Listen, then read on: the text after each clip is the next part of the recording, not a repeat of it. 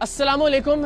ये वीडियो तो मैं ज़मीन पर बैठकर इसलिए रिकॉर्ड करवा रहा हूँ कि ये मेरा एहतजाज है इस मुल्क के निज़ाम के ख़िलाफ़ और ये मेरा कानूनी और आईनी हक है कि अगर मुझे लगता है कि मुझे मार दिया जाएगा या मेरी टीम को किसी तरह का कोई नुकसान पहुँचा दिया जाएगा तो मैं कातिलों को पेशगी नामजद कर सकूँ और मैं नामजद करने जा रहा हूँ। अगर खुदा न खास्ता ऐसी कोई नागाहानी सूरत हाल होती है तो उस सूरत में मेरे या मेरी टीम के कत्ल का मुकदमा इस सूबे के चीफ जस्टिस, इस मुल्क के चीफ जस्टिस, इस सूबे के आईजी और इस मुल्क के हुक्मरानों के खिलाफ दर्ज होना चाहिए। इसलिए कि इससे पहले वीडियो में मैं आपको बता चुका हूं कि एक शख्स जिसे 2017 में रेंजर्स के साथ हमने गिरफ्तार करवाया था, जो जाली डीएसपी था, जब हमने रेंजर्स के साथ रेड की उस वक्त भी कपकपाती, रोती, बिलकती, चीखती, चिल्लाती, मदद मांगती बंधी हुई लड़कियों को हमने वहां से उसके चुंगल से बाजियाब करवाया था। हमारे लोगों ने उसकी टीम में शामिल होकर उसकी खूंखार वारदातों को रिकॉर्ड किया था। हमने आपको दिखाया था कि किस तरह से वो मियाँ बीवी को लेकर आया था, दोनों को बरहना करके तशद्दुद का निशाना बनाया था, बीवी को अपने पास रखा था और शौहर को भेजा था कि वो अपनी बीवी के तावान के पैसे लाए और बीवी को वापस लेकर जाए। ये तमाम तर उसकी दहशत, उसकी वहशत, उसकी बर्बरियत हमने रिकॉर्ड की अपनी जान पर खेल कर। एक लहजे के लिए जो लोग कहते हैं ना जी फेक और प्लांटेड प्रोग्राम, जरा कोई एक लम्हे के लिए ये जुर्रत करे कि लोडेड पिस्टल्स के सामने आप उसके गैंग में शामिल होकर उसके खिलाफ खुफिया रिकॉर्डिंग कर रहे हो। अल्हम्दुलिल्लाह हमने वो किया, रेंजर्स के साथ इसे गिरफ्तार करवाया। अल्टीमेटली ये शख्स बाहर आ गया और जो ये शख्स बाहर आया है उस पर कितनी एफआईआरें जरा मुलाहिजा कीजिएगा। इसकी वालिदा आंटी शबनम, उन पर जो सिर्फ अभी पिछले 24 घंटे में हमने रिकॉर्ड हासिल किया उसके मुताबिक 5 एफआईआर्स हैं। 2013 में 2, 2014 में 1, 2015 में 1, 2016 में। इसी तरह जो शख्स जो हमने गिरफ्तार करवाया, जो जाली डीएसपी था और उसने अपने इर्द गिर्द जाली पुलिस बना रखी थी, उस पर सिर्फ अभी जो हमने 24 घंटे में इंफॉर्मेशन हासिल की 7 एफआईआरें हैं। कत्ल की, इक़दामे कत्ल की, मनशियात की, डकैती की, राहजनी की, गैर कानूनी असलहे की, इग़वा बराए तावान की। और ये शख्स आज भी सुबह अदालत में धमकी दे के गया है कि मैं देख लूंगा टीम सरेआम को। आज पेशी थी और आज भी उसकी जमानत, जो अबूरी जमानत उसने हासिल की थी, वो कंटिन्यू हुई है और अगली तारीख पड़ गई है। आप अपने साथ साथ भी देखते रहेंगे, लेकिन मैं आपको जरा बताता भी रहता हूं। ये दरख्शां थाने में 2016 में इस पर दफा 324 के तहत मुकदमा दर्ज हुआ। ये वजी जिस जाली डीएसपी की मैं बात कर रहा हूं, 2013 में हमने तो 2016-17 में कार्रवाई की, 2013 से इस पर मुकदमात होते आ रहे हैं और ये शख्स बाहर है आज भी। 2013 में इस पर एफआईआर दर्ज हुई। थाना सर सैयद में पुलिस की जाली वर्दी बरामद हुई। 170 और 171 दफात लगी। 292 दफा के तहत 2013 में एक और मुकदमा इस पर दर्ज हुआ, इसकी वालिदा आंटी शबनम पर दर्ज हुआ। फिर वजी पर 2016 में 10/5/2016 को एक और मुकदमा दर्ज हुआ 170, 171 और दफा 34 के तहत थाना सर सैयद में। फिर 2/1/2016 को एक और मुकदमा इस पर दर्ज हुआ 292, 294, 34, 371 A का। फिर वजी पर 2016 में 10/5/2016 को एक और मुकदमा दर्ज हुआ सिंध आर्म्स एक्ट के तहत, जिसमें एक पिस्टल 9mm बरामद हुई, 3 अदद लोडेड मैगजीन बरामद हुए इससे। फिर वजी साहब पर 2014 में एक और मुकदमा दर्ज हुआ जिसमें 1140 ग्राम चर्स बरामद हुई और मेरी इल्म के मुताबिक 1000 ग्राम से ज्यादा पर सजाए मौत होती है। लेकिन ये साहब आज भी बाहर हैं और धमकियां दे रहे हैं। अगेन, धमकियों से डरने वाले नहीं, हर दूसरा आदमी इसी कैलिबर का हमने अल्हम्दुलिल्लाह बेनकाब किया है और ये सारे के सारे हमारी जान के दर पे हैं। लेकिन चूंकि इसने कोशिश की अगवा करने की हमारी टीम के एक मेंबर को, उसकी सीसीटीवी फुटेज भी आप देख सकते हैं, हमने पिछली वीडियो में बताया भी, तो इसलिए जरा हम बेनकाब करना चाह रहे हैं इस मुल्क के सिस्टम को भी कि ये इतनी एफआईआरों के बावजूद ये आदमी इस वक्त खुला फिर रहा है और धमकियां दे रहा है। 6/9/2014 को वजी साहब पर एक और एफआईआर हुई 394 और 34 तेपे के तहत।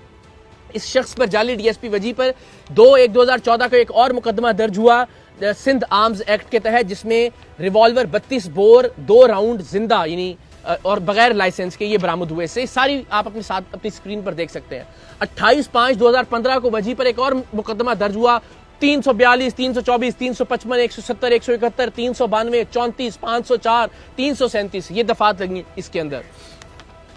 फिर जनाब इसकी वालिदा पर आंटी शबनम पर, जो कि बुनियादी तौर पर एक फहाशी का अड्डा चलाने का और मनशियात का अड्डा चलाने का काम करती हैं, 2014 में, ये नई एफआईआर नहीं है, 2013 से ऑनवर्ड्स की एफआईआर आपको दिखा रहे हैं, 1595 ग्राम चर्स बरामद हुई 2014 में। ये एफआईआर आप स्क्रीन पर देख सकते हैं। फिर जनाब एक और मुकदमा दर्ज हुआ और उसकी तारीख है 15/3/2020। ये थाना सर सैयद सेंट्रल में दर्ज हुआ और इसमें 371, 372 तेपे, 34 तेपे ये सारी दफात लगी। ये वो हैं जो अभी हम हासिल कर सके रिकॉर्ड। इस कदर खतरनाक मुजरिम, कत्ल, इक़दाम कत्ल, मनशियात, गैर कानूनी असलहा, अगवा बराए तावान, जिसे रेंजर्स के साथ हमने गिरफ्तार करवाया, जो इस वक्त बाहर निकलकर हमारे एक मेंबर को गिरफ्तार कर अगवा करके तशद्दुद की गरज से उसने उसको बताया कि मैं तुम्हें हब चौकी पर ले जाकर टुकड़े करके मारूंगा और बाकी मेंबरों को भी टीम सरेआम के। और वो अल्लाह की मेहरबानी से सीसीटीवी फुटेज में आप देख सकते हैं कि जो उसे गोलियां जबरदस्ती पिस्तौल के जोर पर खिलाई थी, उनका असर जायल हुआ और बेचारा वो भागने में कामयाब हो गया। तो उस अगवा का जो पर्चा हुआ उसकी गिरफ्तारी से पहले जमानत हो गई और आज उसकी जमानत में मजीद तौसी हो गई है। इस कैलिबर का शख्स इस मुल्क के अदालती निज़ाम के हाथों आज़ाद फिर रहा है। हमें तो अल्हम्दुलिल्लाह, मैंने अर्ज़ किया कि आप ये तो एक बहुत ही छोटे लेवल का मुजरिम होगा, इससे बड़े बड़े मुजरिमों को बेनकाब किया है। हम तो जब घर से निकलते हैं तो अपने बच्चों का माथा चूम के इस नीयत से निकलते हैं कि वापस पता नहीं आ सकेंगे या नहीं आएंगे, किस गोली पर हमारा नाम लिखा होगा। टीम सरेआम के जितने भी मेंबर हैं अल्हम्दुलिल्लाह जान लिटरली हथेली पर रखकर बेनकाब करते हैं मुजरिमों को और हर वक्त मौत का सामना करने के लिए तैयार रहते हैं।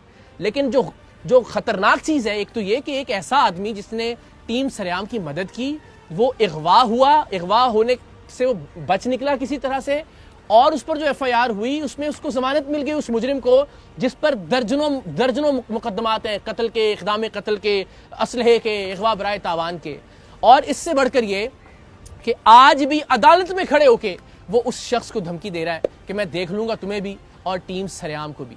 तो ये मुझे नहीं पता कि कौन सा लफ्ज़ इस्तेमाल किया जाना चाहिए इस मुल्क के निज़ाम इंसाफ के लिए।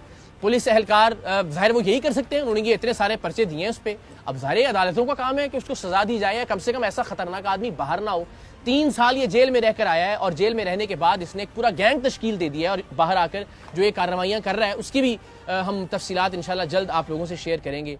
लेकिन आप सोचें, इस मुल्क में क्या आप और मैं अपने बच्चों को छोड़कर मरना पसंद करेंगे इन हालात में कि जब एक क्रिमिनल इतना ताकतवर है, एक फहाशी का अड्डा चलाने वाली उसकी माँ इतनी ताकतवर है कि इतने मुकदमात में वो इस वक्त भी जमानत पर है और धमकियां दे रहा है। और आज ही उसने एक मोबाइल शॉप पर जाकर हमारे ही एक मेंबर के शनाख्ती कार्ड पर एक मोबाइल फ़ोन भी ख़रीदा है और उसकी भी तस्वीर हमें मौसूल हो गई हैं।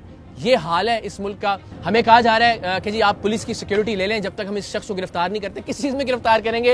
ये इतने सारे मुकदमे हैं, सब में तो उसकी बेल हो गई, वो बाहर आ गया है। मैं शुक्रगुजार हूँ DIG साउथ का, SSP साउथ का, SP साउथ का, SSP इन्वेस्टिगेशन रशीद बरोही साहब का, शिराज साहब का, जितने भी अहबाब हैं फ़ोन कर रहे हैं, हमदर्दी का इजहार कर रहे हैं, कह रहे हैं जी पुलिस एहलकार भिजवा देते हैं आपके साथ, टीम के साथ। लेकिन हम आवाम के टैक्स के पैसों से सिक्योरिटी नहीं लेंगे। हम अपने तौर पर जो कर सकते हैं वो कर रहे हैं, लेकिन इन्हीं वसाइल को इस्तेमाल कीजिए इस तरह के मुजरिमों के खिलाफ खुदा के वास्ते। वरना कोई भी शख्स जिसका बस चलेगा वो इस मुल्क से चला जाना चाहेगा। वो नहीं चाहेगा कि इस तरह के निज़ाम इंसाफ के अंदर अपनी औलाद को छोड़कर वो इस दुनिया से रुखसत हो। सो मेरी जितने भी अरबाब इख्तियार इस वक्त देख रहे हैं, बिलखुसूस अदालत से मुतल्लिका जो शख्सियात हैं, अल्लाह ने जिन्हें इख्तियार दिया इंसाफ का, उनसे दस्तबस्ता दरख्वास्त है, इस क्रिमिनल रिकॉर्ड का हामिल शख्स भी अगर इस वक्त आज़ाद फिर रहा है तो फिर वो लोग जो तनकीद करते हैं वो तो करते ही हैं, मैं भी तनकीद कर रहा हूँ। अगर इस पे तौहीन अदालत लगती है तो मैं हाजिर हूँ, गिरफ्तार कर लीजिए, जो सज़ा बनती है आप बिल्कुल सज़ा दीजिए। लेकिन अपने बच्चों के लिए, अपने बच्चों के मुस्तकबिल के लिए हम आवाज़ उठाते रहेंगे। मकसद कोई हमदर्दी वसूल करना नहीं है, कोई सिक्योरिटी लेना नहीं है और ना ही इंशाअल्लाह अज़ीज़ हम लेंगे। मकसद सिर्फ बेनकाब करना है इस मुल्क के निज़ाम इंसाफ को।